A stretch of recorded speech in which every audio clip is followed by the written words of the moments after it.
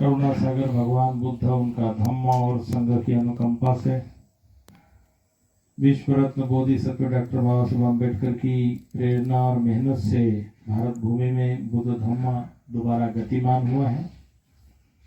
बुद्ध गया के इस महाबोधि महाविहार के मुक्ति को लेकर अनागारिक धम्मपाल जी ने जो अथक प्रयास किए, 1891 में लंका से आकर के और पूरा जीवन भर बुद्ध गया के इस महाबोधि महाविहार को संवर्धित करने के लिए, बोध गया के महल से आजाद कराने के लिए प्रिवी काउंसिल लंदन तक के गए। और उन्होंने उस जमाने में जबकि आने के साधन नहीं थे, टमटम वगैरह गया से बोध गया आते थे, पैदल आते थे। 1891 में विश्व बौद्ध परिषद का आयोजन बुद्ध गया में किया गया था और वो देश विदेशों में ये बुद्ध गया के स्थान को, सारनाथ, कुशीनगर, बौद्ध स्थानों को सुंदर बनाने के लिए, अच्छा बनाने के लिए, तथागत बुद्ध के भूमि को गौरवान्वित करने के लिए उन्होंने जीवन दिया। महाबोधि सोसाइटी नाम की एक संस्था बनाई उन्होंने, Mahabodhi society of India, Mahabodhi society of Sri Lanka, England में भी वहां पर संस्था खड़ी की, जापान में की, कई देशों में की। और उस जमाने में उन्होंने 1893 में उनको विश्व के धर्म का जो कॉन्फ्रेंस हुई शिकागो में, उसमें आमंत्रित किया गया था। वो श्रीलंका से गए थे। हमारे भारत से एक गांधी परिवार मुंबई से गया हुआ था। उन्होंने स्वामी विवेकानंद को लेके गए। वहां जाने के बाद उनके पास तो भारत से कोई धर्म के विशेष किसी का प्रतिनिधित्व नहीं था। तो स्वामी विवेकानंद जी ने कोशिश किया, वो गांधी परिवार ने भी कोशिश किया कि इनको वर्ल्ड रिलीजियस कॉन्फ्रेंस में बोलने के लिए मौका मिले, लेकिन सफल नहीं हुए क्योंकि देश की ओर से बोलने की बात थी। तो शंकराचार्य को तार भेजा उस जमाने में। शंकराचार्य ने लिख के भेजा कि तुम एक तो कायस्थ हो, शूद्र हो, इसलिए आप ब्राह्मण धर्म के प्रवक्ता नहीं बन सकते।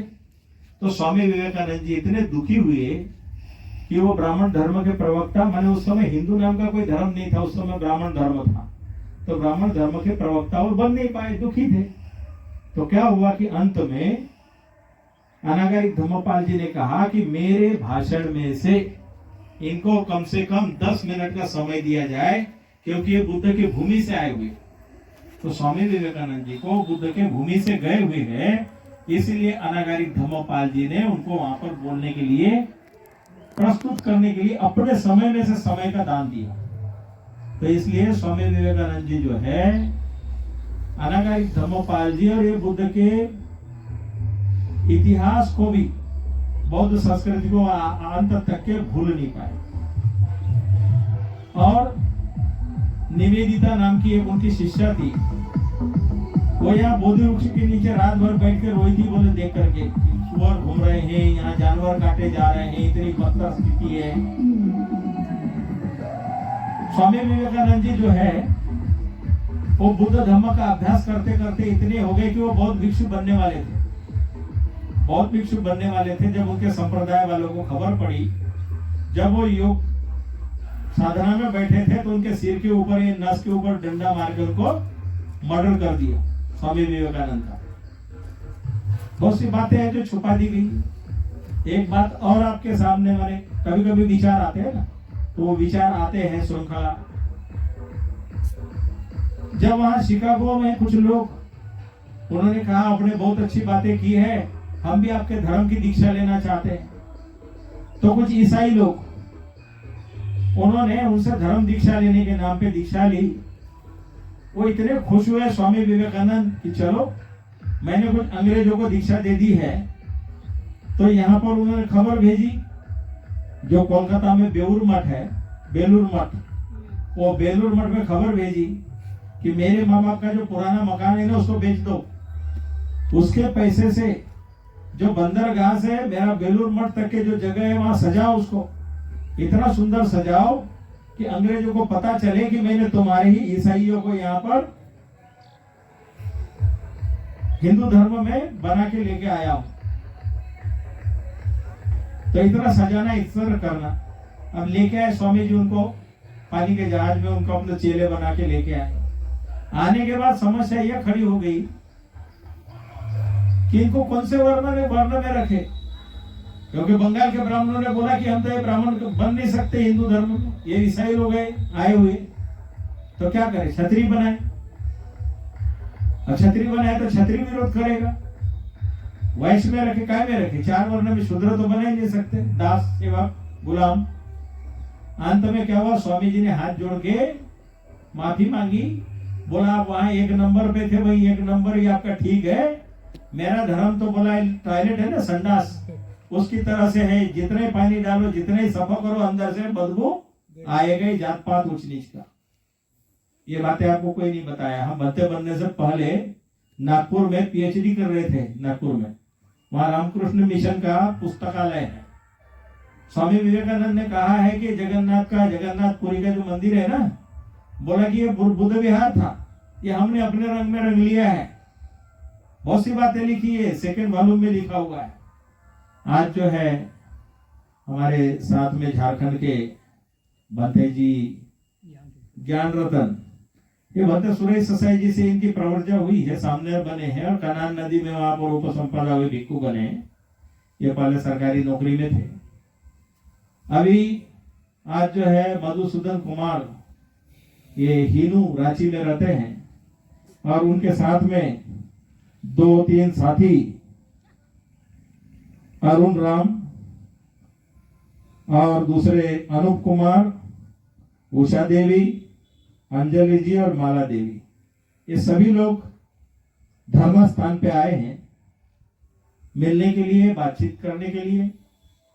मधुसूदन जी तो पहले और भंते जी भी धरना पे 2-3 बार आए, लेकिन धरना पर भीड़ भाड़ बहुत ज्यादा होने से बातचीत नहीं हुआ, और वो परिस्थिति भी बड़ी अलग नाजुक जैसी थी कि मैं किसी से ऐसे मिलना बात करना उतना संभव नहीं था भीड़ भाड़ में। लेकिन आज उन्होंने मेरे को 3-4 दिन पहले बोला था कि भंते जी मैं 27 तारीख को आऊंगा, तो मैं भूल चुका था। जब ये वो डोभी के आसपास आए तो तब उन्होंने खबर दी, तब मेरे याद आया, अच्छा आज 27 है और आज आ रहे हैं।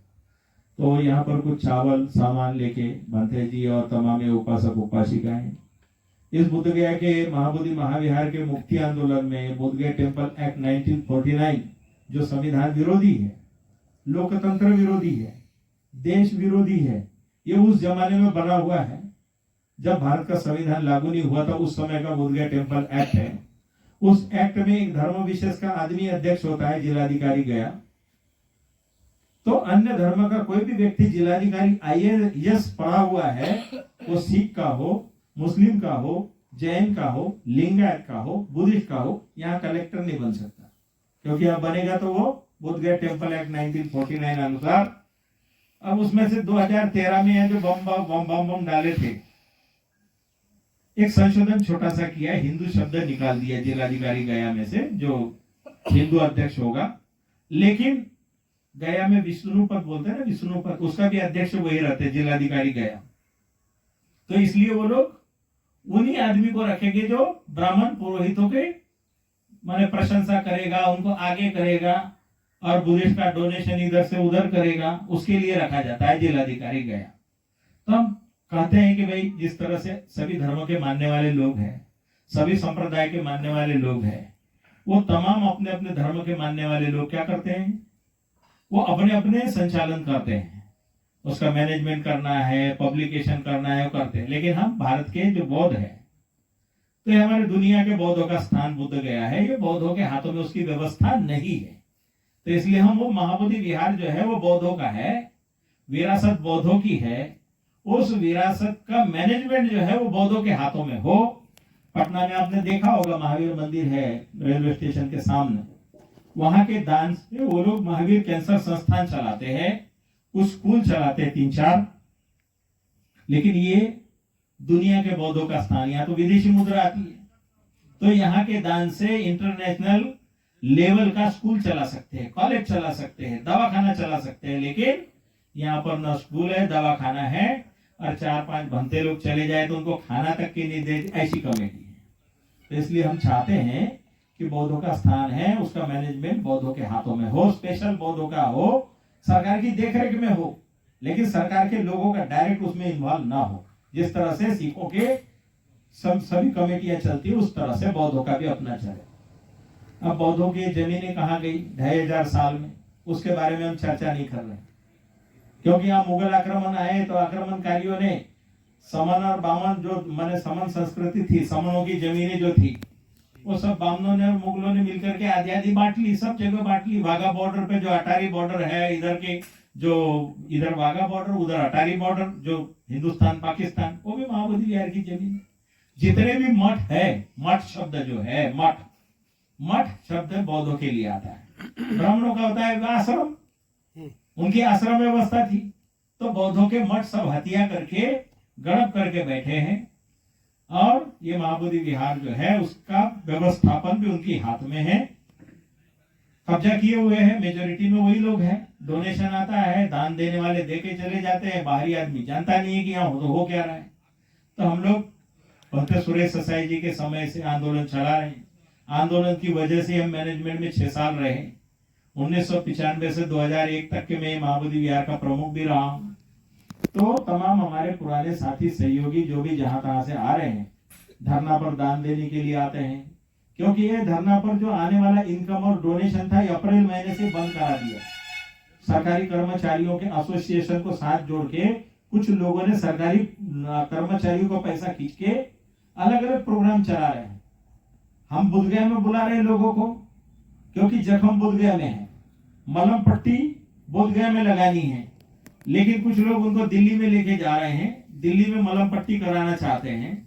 तो बीमारी माने पैर में है और इलाज दिमाग का करा रहे हैं, ऐसे भी चल रहा है। तो पॉलिटिकलाइज लोग कुछ इस मूवमेंट को तोड़ने के लिए, धरने को तोड़ने के लिए, धरने को बदनाम करने के लिए बहुत साजिशें चल रही है। और सरकार के कर्मचारी तो सरकार की बात सुनेंगे ना, तो इसलिए वो लोग, कुछ लोग ऐसे चीवर पान के भी है सरकार के कर्मचारियों में लगा करके उनको आगे करके कि ये बुद्धगया बौद्धों की आवाज दबा दो, बौद्धों की आवाज दबा दो, ज्यादा हल्ला उधर कर दो, मीडिया उनका साथ देगा, हमारी बात दबा दबा के रखेंगे। आज 350 दिन हो गए, आज 350वां दिन है, 350वें दिन धरना अनिश्चितकालीन जारी है। और आप लोग झारखंड से आए, आपका बहुत बहुत स्वागत, साधुवाद। आपने जो भी तन मन धन से, माने बहुत से लोग तो मन से दे देते हैं, दान भी भेज देते, लेकिन तन से माने शरीर से बैठना ये बहुत महत्वपूर्ण है, उपस्थिति बहुत महत्वपूर्ण है। तो आप यहाँ आकर के धरना स्थान पे अपनी उपस्थिति दी है। तो मधुसूदन कुमार जी और अनूप जी और साथी जो है, तमाम सभी लोगों का बहुत बहुत साधुवाद। आपका जय मंगल हो, कल्याण हो, बहुत शुभ मंगलम।